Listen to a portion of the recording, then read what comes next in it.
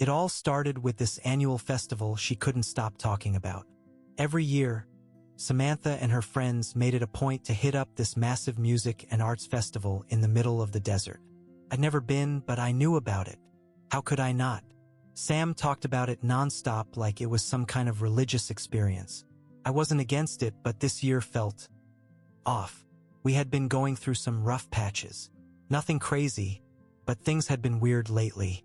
You know how when you're together long enough, you just sense when something's off? I couldn't quite put my finger on it, but Sam had been distant, like emotionally checked out. She was there, but it felt like she wasn't there. When she brought up the festival again this year, I don't know why, but it hit me harder than before. Maybe it was the way she casually mentioned it, like it was no big deal. Or maybe it was the fact that she didn't even ask if I wanted to go.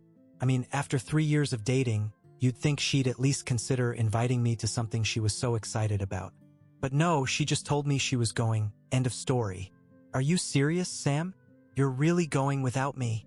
I tried to keep my tone light, but I could hear the edge in my voice. She was sitting on the couch, scrolling through her phone like I hadn't just brought up something major. She looked up, almost surprised I'd said anything. What? You don't like festivals, Ryan? It's just me and the girls, like always. That's what she said, but I wasn't buying it. The girls she mentioned? Yeah, they were fun and all, but the real issue was the other people who'd be there. Last year, she had this huge group of friends going, guys and girls. And one guy in particular, Alex. He was this artsy, free-spirit type, all tattoos and piercings, and I knew he was into her. He'd never come out and said it, but it was obvious to everyone. She brushed it off like it was nothing, but it bothered me. Yeah, but we're together. Don't you think I'd want to spend time with you at something that's important to you? I could feel the frustration building. She sighed, putting her phone down for the first time. Ryan, I need space. Okay? It's not about you. It's just, I need a break. A break? What the hell did that even mean? I tried not to overreact, but it felt like a punch to the gut. A break from what? Us? No. God. Why do you always make everything about us? She snapped, her eyes narrowing. This is about me wanting to have some fun with my friends. You can't always be so controlling. Controlling? That word stung, and she knew it. I wasn't trying to control her, but lately, things had been off and I didn't like where they were headed. I didn't trust Alex. Hell, I wasn't even sure I trusted her anymore. Not with the way she'd been acting. I stood there, speechless for a minute. Sam had never talked to me like that before, and it threw me off. You're right. I'm sorry, I said finally, trying to defuse the situation. Let's at least talk about this. I don't feel great about you going without me, especially with everything that's been happening between us. But she was already done with the conversation. Look, I'm going, okay? We can talk when I get back. And that was that. She left for the festival 2 days later, suitcase packed with way too many outfits for just the girls. I didn't stop her, didn't try to hold her back. But as soon as she was gone, I felt this gnawing anxiety creep in, like something was seriously wrong. Maybe it was paranoia, but my gut was screaming that something bad was about to happen. I spent the first night trying to distract myself. I binge-watched a bunch of Netflix shows, scrolled mindlessly through Reddit, but nothing worked. I couldn't shake the feeling that I was being left in the dark about something. That's when I did it. I knew it was wrong, but I couldn't stop myself. We'd shared phone locations before, back when it was cute and innocent. You know, just in case you get lost, or I want to make sure you're safe. It had never been a big deal. But now it felt invasive and I hated myself for it. But I opened the app anyway. Her dot popped up immediately, and I let out a breath I didn't even know I was holding. She was at the festival. Okay, cool. I tried to relax, but then I noticed something weird.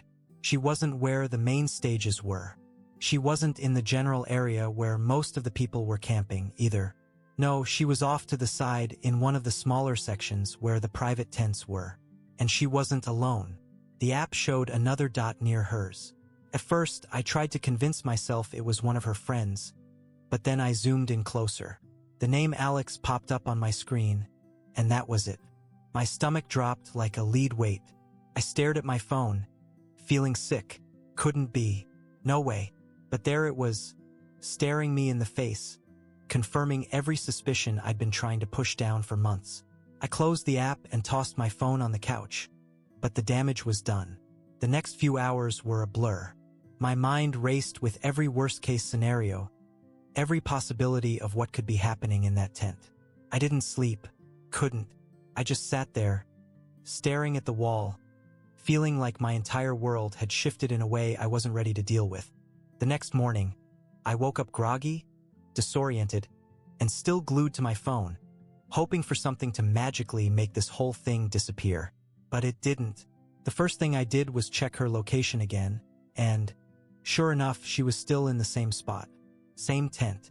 Same dot labeled Alex. I didn't know what to do with myself. I couldn't just sit around while my mind raced with all these thoughts of what she might be doing. Hell, I didn't even know if I could trust her anymore. It wasn't just about Alex, it was about everything. All the weird energy, the way she was so quick to shut me down lately, the constant nights out with friends that she never really explained. I wanted to call her. I wanted to confront her and ask what the hell was going on. But something in me stopped. Maybe it was pride, or maybe it was fear of what she'd say. Either way, I couldn't bring myself to make that call. Instead, I made a decision I never thought I'd make. I grabbed my keys. The festival was a good 3-hour drive from where we lived. Not crazy far, but far enough that I felt like I had time to think, to plan what I was going to say when I showed up. I knew it was impulsive, maybe even a little crazy, but I couldn't just sit around and do nothing anymore. I needed answers, and I needed them now. As I drove, every scenario played out in my head. Maybe I was wrong. Maybe they were just hanging out as friends, and I was blowing this whole thing out of proportion. But then again, why would they be alone in some private section of the festival, far away from everyone else?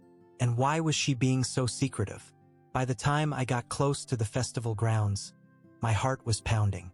The massive parking lot was packed, and the thumping of bass from the stages echoed in the distance.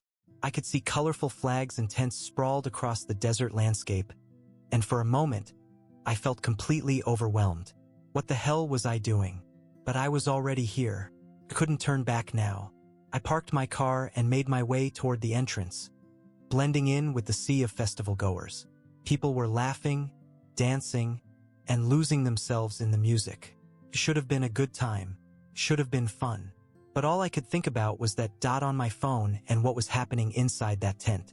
When I got closer to the area where Sam and Alex were supposed to be, I paused. My heart was racing in my chest, my palms sweaty. I didn't know what I was going to find, but I had to know. I had to see for myself. I followed the map on my phone, weaving through the maze of tents and RVs. The deeper I got into the private section, the quieter it became. The thumping music was still there, but it felt distant now. People here were keeping to themselves, some in small groups, some in pairs. A few glanced my way, but no one stopped me. And then, finally, I saw it. Sam's tent. It was tucked in the corner of the section, partially hidden behind a couple of larger tents. I could see her shoes outside, along with another pair, probably Alex's. My stomach churned. I had no idea what I was about to walk into, but I knew it wasn't going to be good. I stood there for a moment, frozen. My brain was screaming at me to turn around, to just leave and pretend I didn't see any of this. But my feet moved on their own.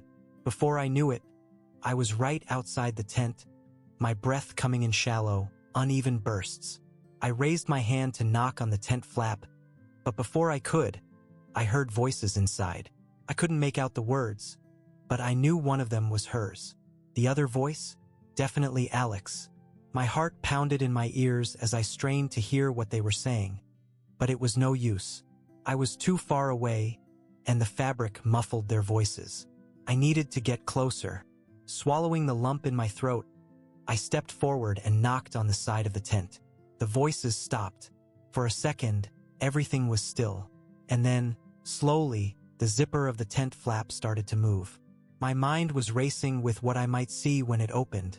Would she be with him? Were they caught in the act? Or was I just being paranoid?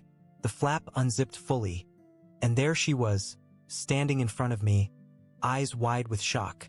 "Ryan, what the hell are you doing here?" I could see the panic in her face, the way her eyes darted behind her as if she was trying to hide something. Behind her, I caught a glimpse of Alex, sitting on an air mattress, looking just as surprised as she did. His shirt was off, his hair messy, and he was trying to play it cool, but I could see it. I could see it in both of their eyes.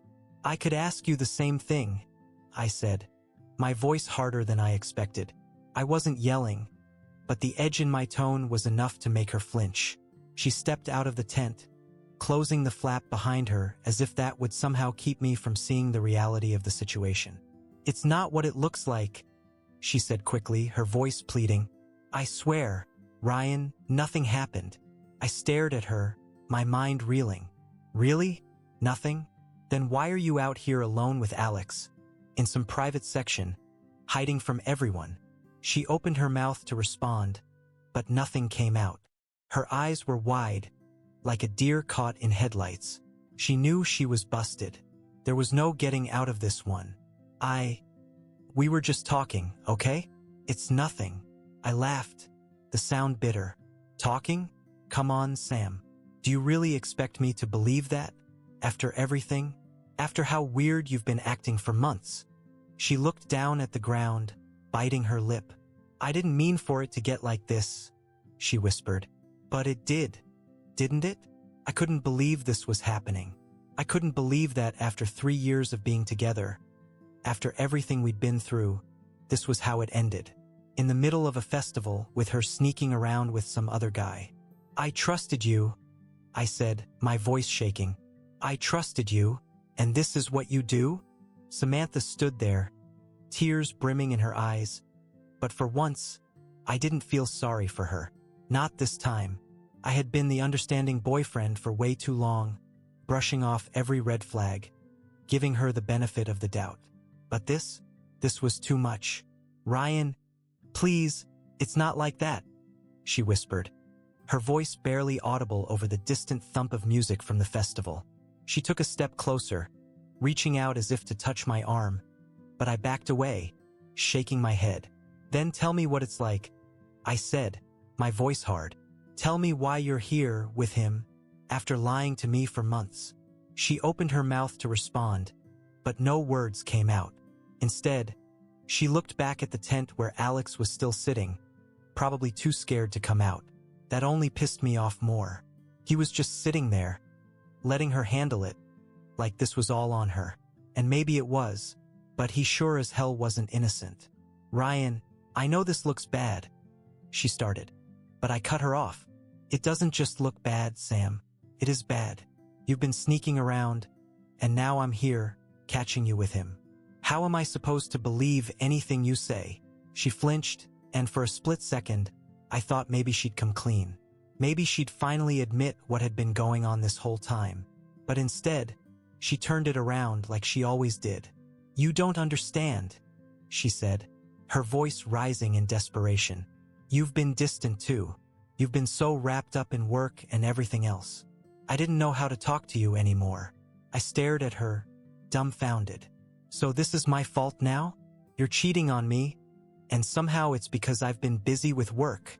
"I'm not saying it's your fault," she snapped, wiping at her eyes angrily. "But things haven't been right between us for a long time. You know that." She was right about one thing: things hadn't been right. But that didn't give her the right to sneak off with some guy behind my back. I wasn't perfect, but I didn't deserve this. "So this is how you deal with it?" I asked, my voice trembling with a mix of anger and disbelief. "By running off with him?" Alex chose that moment to finally step out of the tent. He stood there, shirtless and looking guilty as hell, but he didn't say anything. Just stood there awkwardly, like he was waiting for the right moment to make a run for it. I wanted to punch him. I wanted to knock that smug look off his face and let him know just how badly he'd screwed up by getting involved with her. But I didn't. I wasn't going to make this about him.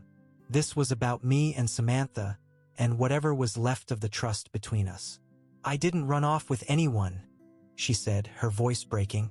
"I came here to clear my head, to figure things out. I swear, nothing happened between us." "Nothing happened?" I repeated, my anger rising again.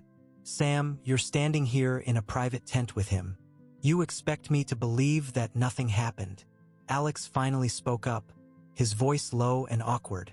We were just talking, man. That's all. I shot him a look that could have burned through steel. Stay out of this, Alex. You don't get to defend her. He stepped back, raising his hands in surrender. Look, I didn't mean for this to happen. I didn't want to cause any trouble. Well, you did, I said, my voice ice cold. You both did. I could see the panic in Samantha's eyes now. She knew I wasn't buying any of it. She knew I had reached my limit. I'm sorry, she said, her voice trembling. I never meant for things to get this far. I didn't know what to do. I didn't want to hurt you. Well, you did. I shot back, my voice sharp. You hurt me. You hurt us. There was nothing left to say. I didn't need to hear her excuses anymore. I'd heard enough. I turned on my heel and started walking away, my heart pounding in my chest. I didn't know where I was going, but I couldn't stay there. I needed to get as far away from them as possible. Ryan, wait, she called after me, but I didn't stop. Couldn't. I walked through the festival grounds, my mind racing, my body moving on autopilot. People were laughing, dancing, enjoying the music, completely unaware that my world had just come crashing down. It felt surreal, like I was in a movie, watching everything unfold from a distance. I wandered aimlessly for what felt like hours, my thoughts spinning in circles. Every time I closed my eyes, I saw her face. I saw the panic, the guilt, the lies, and every time it made me sick to my stomach. Eventually, I found myself at the edge of the festival, near the exit. I could hear the faint hum of the music behind me, but it felt like a distant memory now. I pulled out my phone, not even sure what I was looking for. Part of me hoped she had texted me, tried to explain herself better, but there was nothing. No missed calls, no messages, just silence. And in that silence, I knew it was over. Couldn't go back. Not after what I'd seen, not after what I'd heard. There was no fixing this. She had made her choice, and now I had to make mine. I stood there for a long time, staring out at the desert, feeling the weight of everything pressing down on me. It wasn't supposed to end like this. We were supposed to be better than this. But reality had a way of ruining all those perfect plans. Didn't it? I finally made my way back to my car, my mind numb and my heart heavy. As I started the engine and pulled out of the festival parking lot, I knew that everything had changed. There was no going back to the way things were. And maybe, just maybe, that was for the best. I drove for what felt like forever. The sun was beginning to dip behind the horizon, casting the sky in shades of orange and purple, but I barely noticed. My mind was still stuck on that moment outside the tent. Sam, standing there, looking guilty as hell but still trying to salvage the situation. Alex, too cowardly to face the consequences of what they'd done. I should have felt angry, raging mad, ready to explode. But instead, all I felt was empty, hollow, like someone had reached inside and pulled out everything that made me who I was, leaving behind the shell of a person I barely recognized. It wasn't just her betrayal that hurt. It was the realization that everything I thought we had was a lie. At some point, I pulled over at a gas station. I didn't even realize how far I had driven. Somewhere between nowhere and wherever I was going. It was one of those sketchy places on the edge of town, where the neon lights flickered and the smell of gasoline mixed with stale hot dogs hung in the air. I got out of the car and went inside, not even sure what I was looking for. The place was nearly empty, just a bored cashier scrolling through his phone behind the counter. I grabbed a bottle of water and a pack of gum, more out of habit than anything else, and made my way to the register. As I stood there, waiting for the guy to ring me up, my phone buzzed in my pocket. For a moment, I didn't want to look at it. I didn't want to see her name on my screen, didn't want to hear whatever excuse or apology she had cooked up this time. But I couldn't help myself. I pulled it out and glanced down. It wasn't Sam. It was Mark, my best friend since college. The guy who had been there through every high and low, through all the breakups and late-night venting sessions over too many beers. He didn't know what had happened yet, but I figured he'd been expecting to hear from me after Sam went off to the festival without me. It was his text that had been buzzing on my phone. "Mark. Hey man, how's it going? How are you holding up?" I stared at the screen for a second, not sure how to respond. I wasn't holding up, not even close, but I couldn't bring myself to unload everything on him right now. Not yet. Instead, I typed a quick reply, keeping it vague. "Me not great, bro, but I'll be fine." The cashier handed me my change, and I grabbed my stuff, heading back out to the car. I took a long drink of water and tossed the bottle into the passenger seat.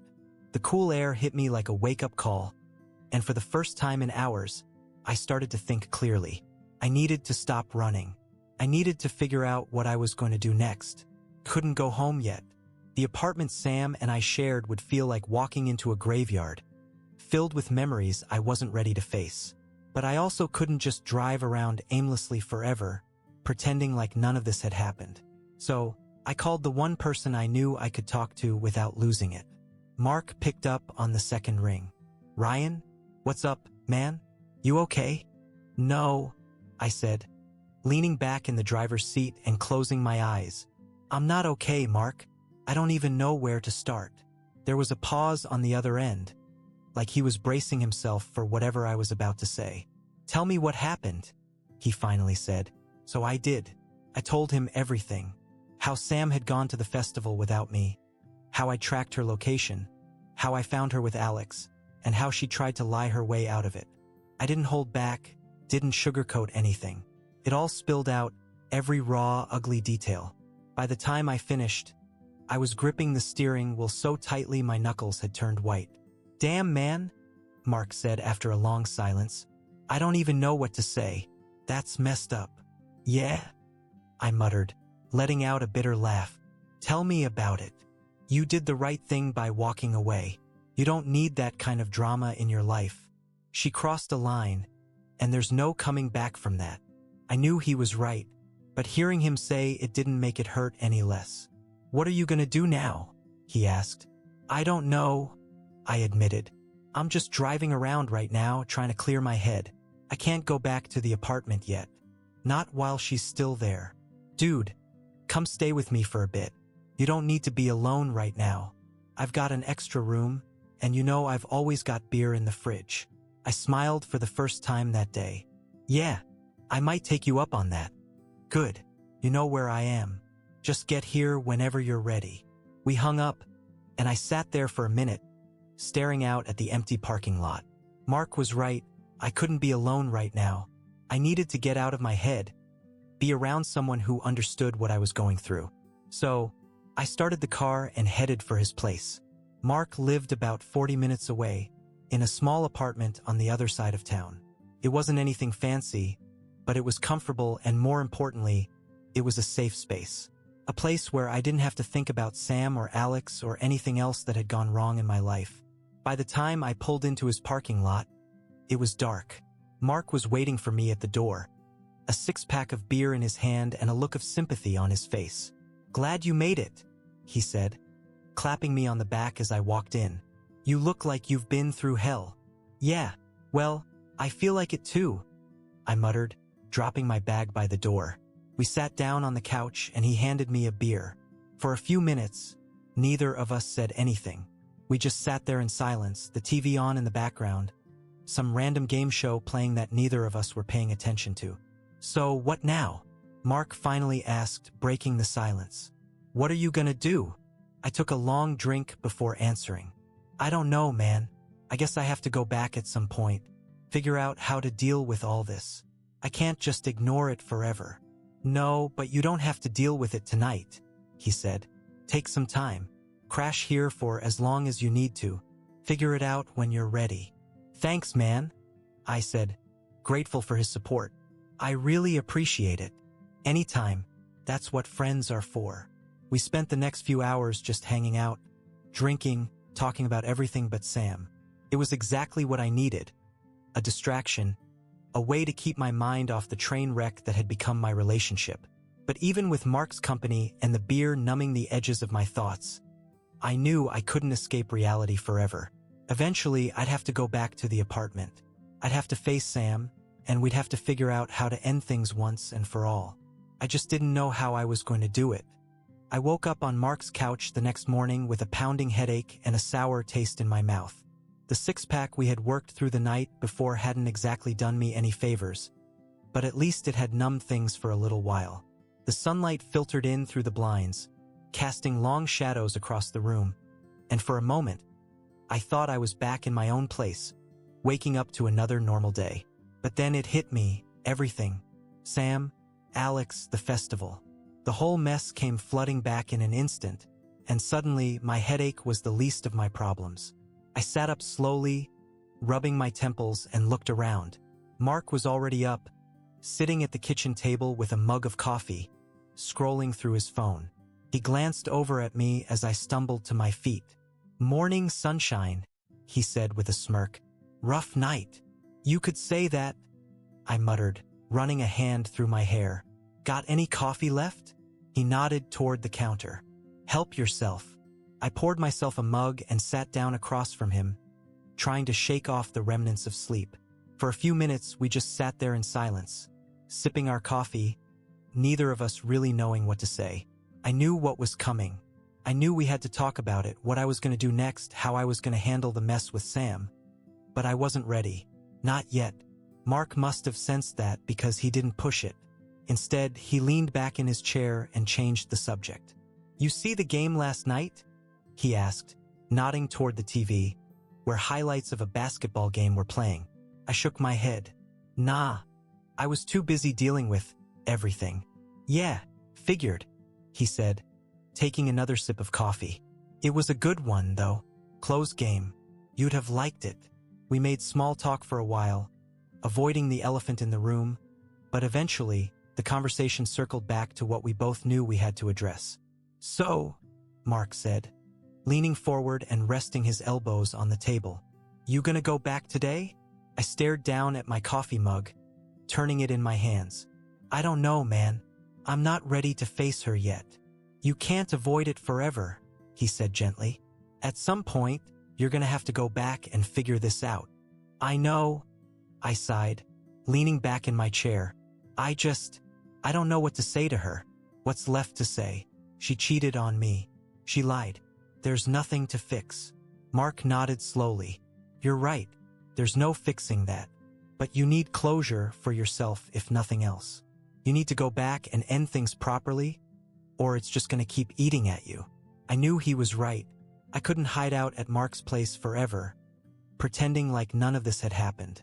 But the thought of facing Sam again, of hearing whatever excuses or apologies she had lined up, made my stomach turn. I wasn't ready to hear it. I wasn't ready to deal with the reality of it all. But I didn't have much choice, did I? After finishing our coffee, I decided to at least go back to the apartment. I couldn't keep running away from it. Mark offered to come with me, but I told him I needed to do this alone. He understood, but made me promise to call him if I needed anything. The drive back felt surreal, like I was heading towards some inevitable confrontation that I wasn't sure I could handle. My hands gripped the steering wheel tighter than usual, and my mind raced with 100 different scenarios. What if Sam wasn't even there? What if she had packed her stuff and left, leaving behind nothing but an empty apartment and a note? Part of me almost hoped that's what I'd find, that I wouldn't have to face her at all. But when I pulled into the parking lot, her car was still there. I parked next to it and sat in the car for a few minutes, staring up at the window of our apartment. My apartment. I wasn't sure what I was supposed to feel. Anger? Sadness? Fear? In the end, all I felt was a deep, crushing sense of loss. Finally, I forced myself to get out of the car and head up the stairs. My heart was pounding in my chest as I reached the door. I hesitated, my hand hovering over the doorknob, before finally pushing it open. The apartment was quiet. Too quiet. It didn't feel like home anymore. It felt like a place where things had been left to rot. The tension in the air was thick, almost suffocating. I walked through the living room, half expecting to see Sam waiting for me on the couch, ready to jump up and apologize, to beg for forgiveness.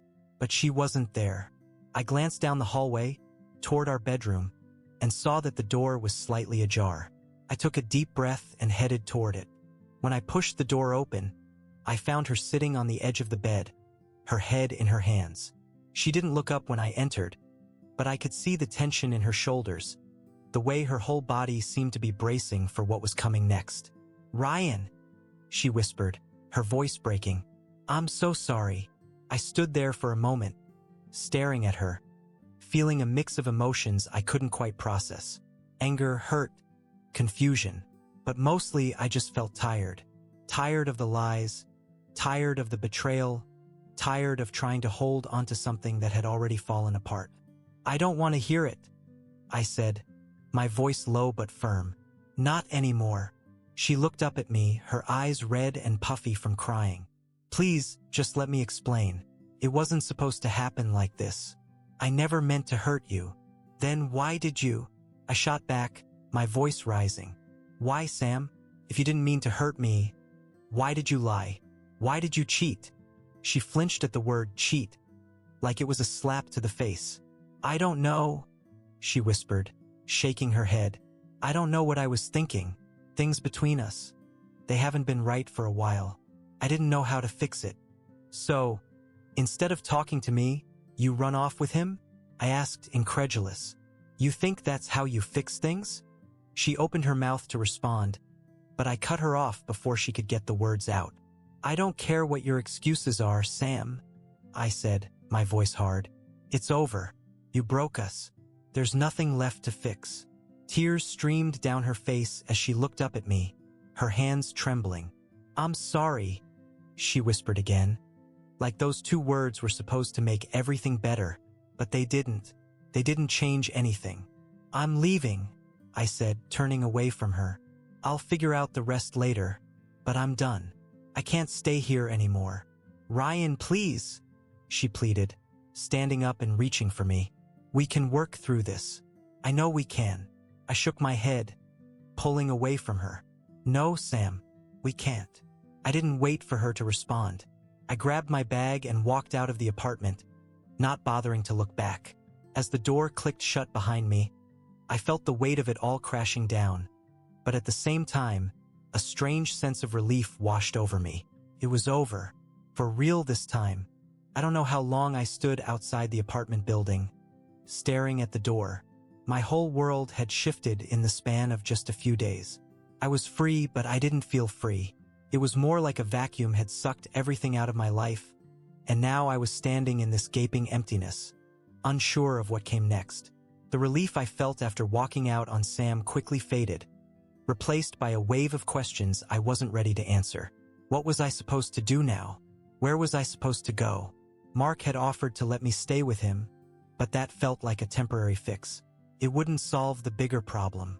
I climbed back into my car and sat there, staring out the windshield. For the first time, it hit me. I didn't have a plan. I'd left the apartment without a single thought of what came after. All I knew was that I couldn't stay there anymore, couldn't be in that place with her. But now what? I pulled out my phone, scrolling through my contacts. I didn't have many people I could turn to for something like this. Mark had been great, but I couldn't impose on him for long. My family? They'd just ask a million questions I wasn't ready to answer. I wasn't sure I was ready to explain everything to anyone. Without thinking, I opened a chat with Mark and shot him a message. "Me, I'm out. Left the apartment." "Mark, damn. You all right?" "Me, yeah. Just don't know what to do next." He didn't reply right away, and I imagined him trying to figure out the right thing to say. Mark had always been that guy, someone who gave space when needed but knew when to step in with support. He was good like that. A few moments later, my phone buzzed. "Mark, I'm at work, but if you need a place to stay, my couch is yours. No questions asked. Or we can grab a beer tonight and talk it through." I appreciated that, but I didn't want to spend another night aimlessly crashing on someone else's couch. Not after everything. I needed to figure this out on my own. I typed a quick reply. "Me, thanks, man. I'll figure something out, but I'll hit you up later." After I sent it, I sat there for a few more minutes, just thinking. I could go anywhere. I had my car, some cash, and no one waiting on me to come home. It was a weird kind of freedom, the kind that felt more like standing on the edge of a cliff. You could jump or walk away, but either way, the ground beneath you was unstable. I decided to drive, no destination in mind. It was like I needed to keep moving, as if stopping would mean facing the full weight of what had just happened. The roads blurred as I sped past buildings and streets I'd known my whole life. Everything felt unfamiliar now. At some point, I found myself driving toward the coast. I didn't even remember making the decision, but there I was, heading for the beach. I hadn't been there in ages, not since Sam and I had first started dating. It used to be our spot, the place we'd go to escape the chaos of life, back when everything felt simple and carefree. I parked the car and made my way down to the sand. The beach was mostly empty, a few scattered groups of people walking along the shoreline, but other than that, it was quiet. I kicked off my shoes and sat down near the water, letting the sound of the waves wash over me. It was peaceful in a way. The ocean had this calming effect, like it could drown out all the noise in my head. For the first time in what felt like days, I let myself just sit there, not thinking about what came next or what had already happened, just being. But the peace didn't last. Eventually, my phone buzzed again. I glanced down, half expecting it to be Mark checking in on me. But it wasn't. It was Sam. I stared at the screen for a long moment before opening the message. I knew I shouldn't. I knew whatever she had to say wouldn't change anything. But I couldn't help it. Sam. Please, Ryan, we need to talk. I'm sorry. I know I messed up, but we can figure this out. Just give me a chance to explain. The anger bubbled up again. I had walked away. I had made the decision to leave, and here she was, trying to pull me back in, like the last few days hadn't happened, like the damage hadn't been done. I knew I shouldn't respond. I should just block her and move on. But I wasn't ready for that. Not yet. There's nothing to explain. It's over. I stared at the screen, waiting for her to reply. I knew she would. She always did. And sure enough, a few moments later, another message popped up. Sam, it doesn't have to be over. We can fix this. I love you, Ryan. I know I made a mistake, but we can fix it. I laughed bitterly. How many times had she said that now? How many times had she tried to patch things up with empty promises and words that didn't mean anything? No, Sam. We can't. You broke us. There's nothing left to fix. I hit send and immediately regretted it. Not because it wasn't true, but because it felt like I was giving her more power over me by even responding. But what was done was done. She didn't reply after that, and I was glad. I needed the silence. I needed to think about what came next.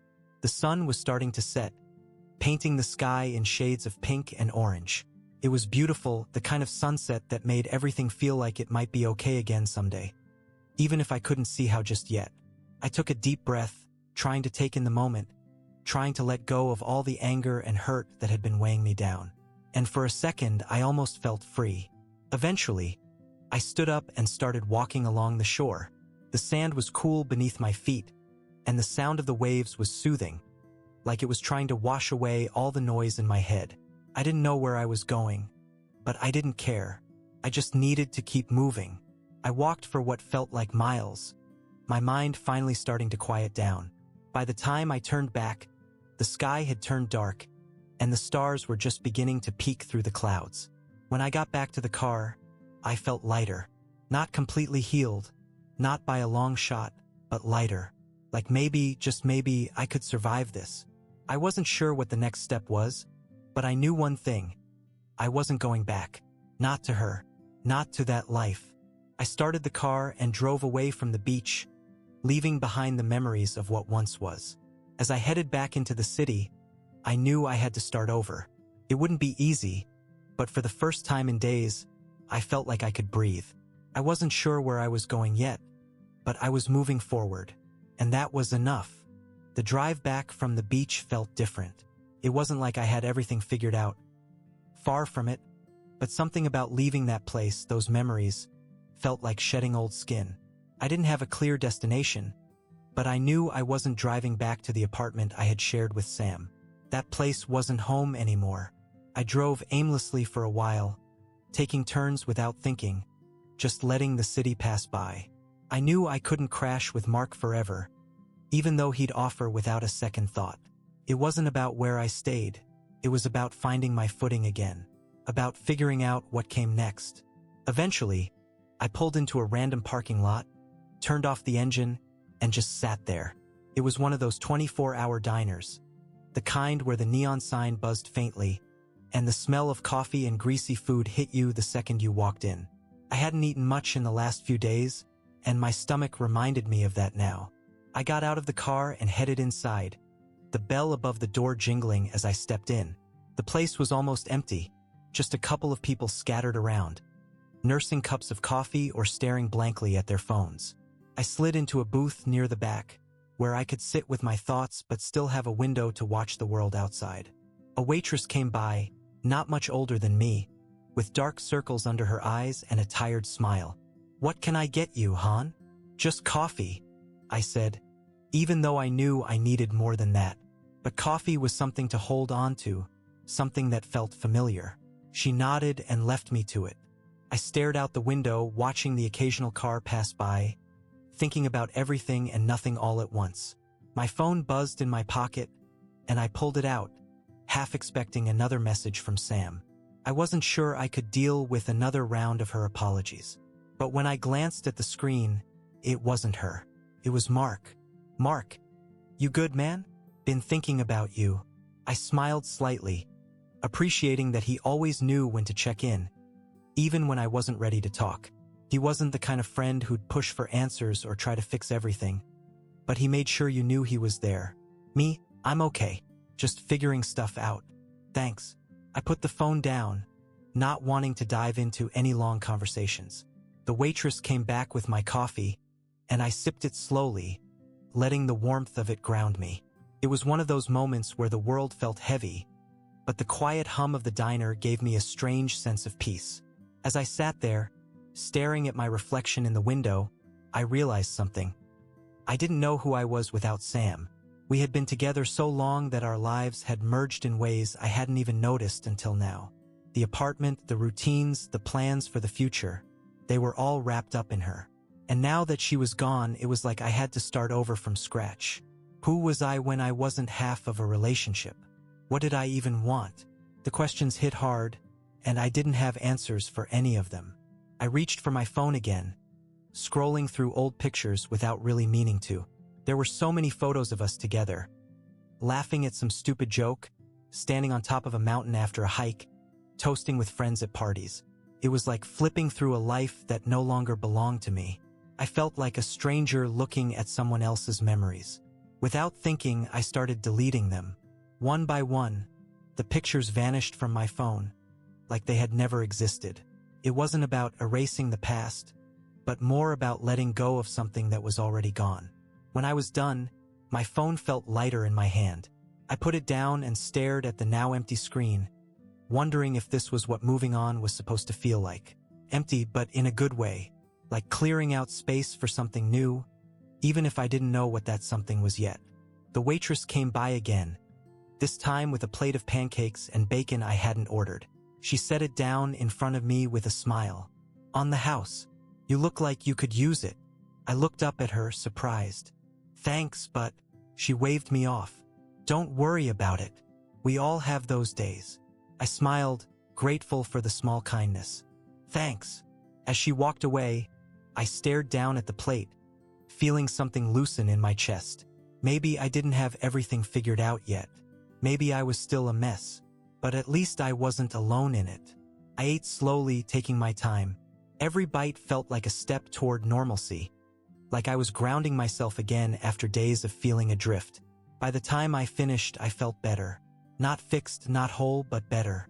I left a tip on the table and headed back out into the night, the cool air hitting me as I stepped outside.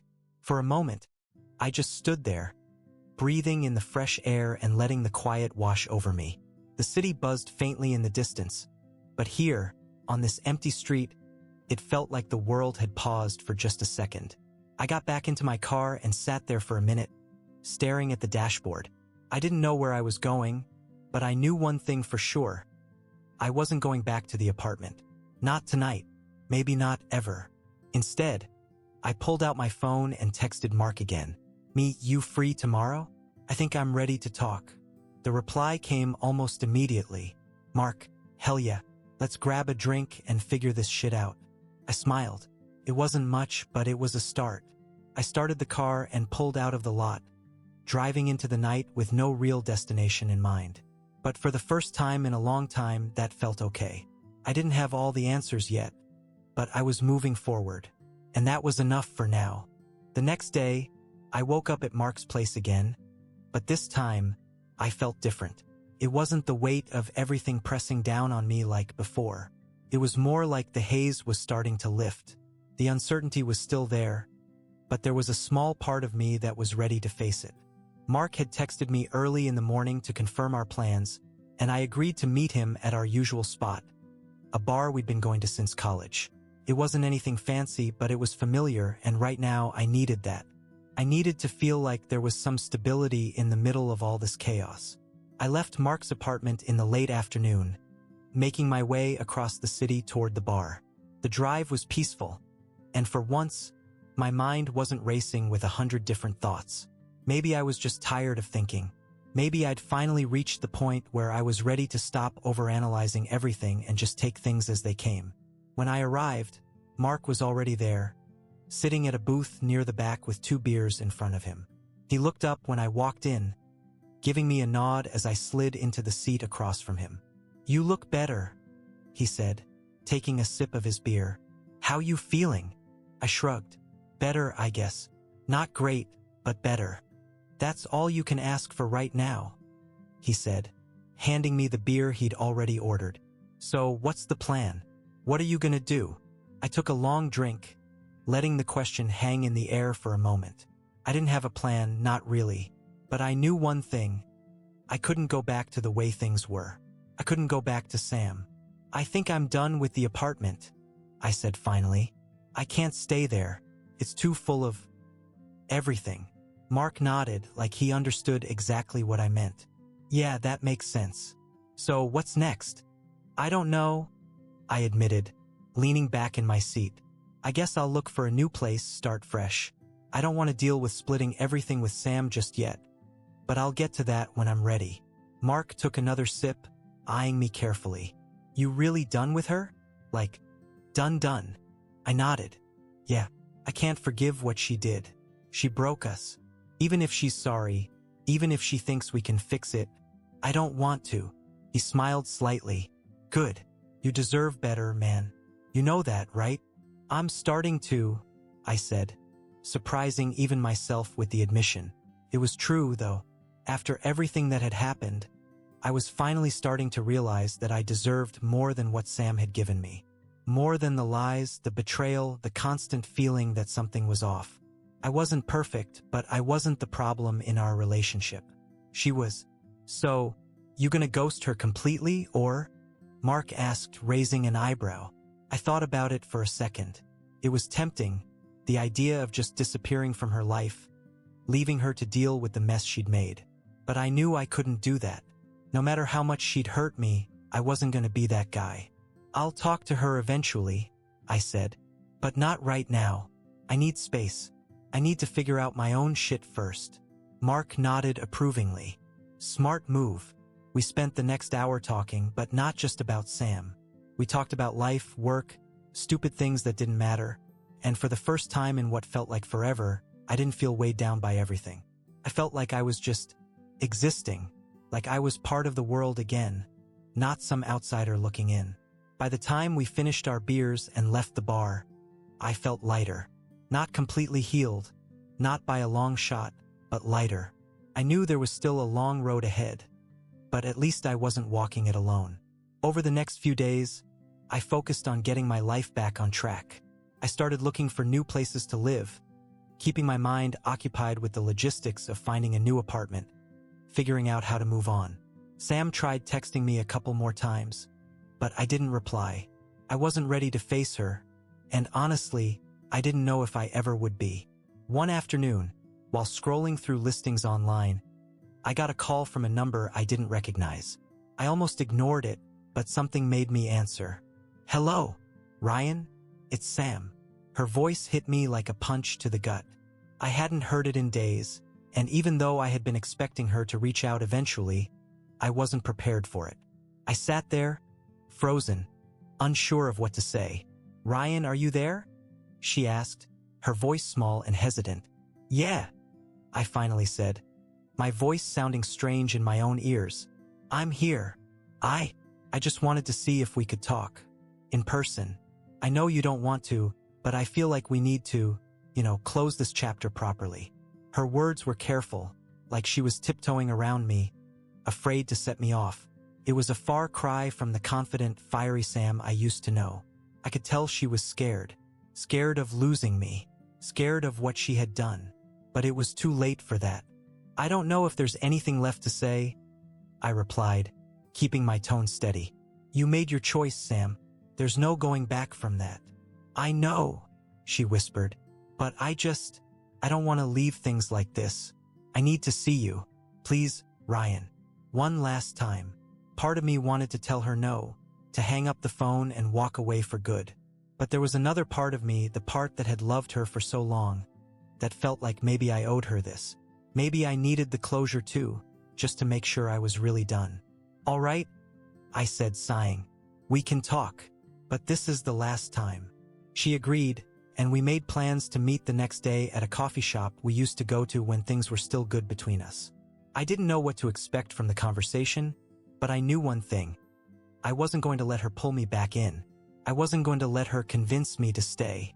The next day, I showed up at the coffee shop, and there she was, sitting at one of the outside tables, staring down at her drink like it held all the answers.